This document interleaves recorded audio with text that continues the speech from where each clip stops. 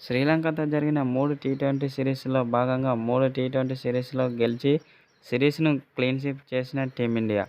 నిన్న జరిగిన మూడో టీ20లో సూపర్ ఓవర్‌లో అద్భుతమైన విజయం సాధించి టీ20 సిరీస్‌ని క్లీన్ స్వీప్ చేసిన టీమిండియా.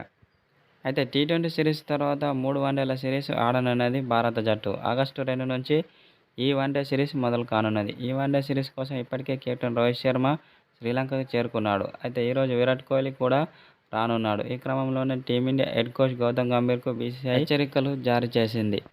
టీ20 సిరీస్‌లో భాగంగా యువ క్రికెటర్లతో మాత్రమే ఉన్న గంభీర్ వన్డే సిరీస్‌లో టీమిండియాలో రోహిత్ శర్మ, విరాట్ కోహ్లీ లాంటి సూపర్ స్టార్ క్రికెటర్లతో కలిసి ఉండాలి.